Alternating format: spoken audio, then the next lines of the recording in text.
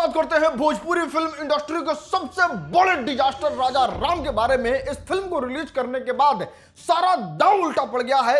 एक आदमी नहीं जा रहा है सिनेमाघर में फिल्म देखने, और इसके पीछे रीजन क्या है इतने बड़े मैसिव डिजास्टर का, उस पर बात की खेसारी लाल यादव, जिसमें वो कह रहे थे कि देखिए दिक्कत ही है ना कि हम फिल्मों बहुत अच्छा बनाए हैं, हॉल ही नहीं मिल रहा है। जी अभी आप देख रहे होंगे सिंघम अगेन आया है, भूल भुलैया 3 आया है, और उसमें खेसारी के फिल्म को घुसा पाना थोड़ा मुश्किल होगी। 4-5 दिन रुक जाइए, फिर आप लोगों को आपके नजदीकी हॉल में मिलेगा सिंघम, और ये भूल भुलैया 3 खाली हो तब। भूल भुलैया 2 और सिंघम अगेन की वजह से प्रॉब्लम बा थोड़ा सा।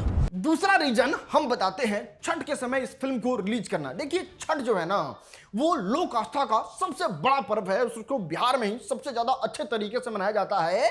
ये बात तो आप जानते हैं, और ये भी समझते हैं कि बाहर से लोग आते हैं छठ पर्व मनाने।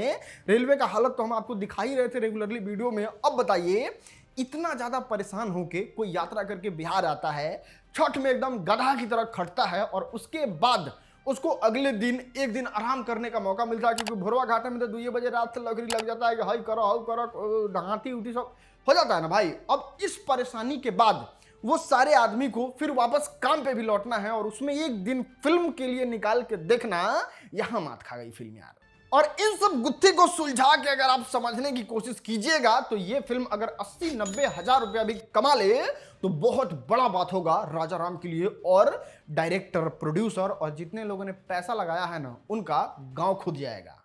लेकिन कुछों को वीएफएक्स बढ़िया था इसमें।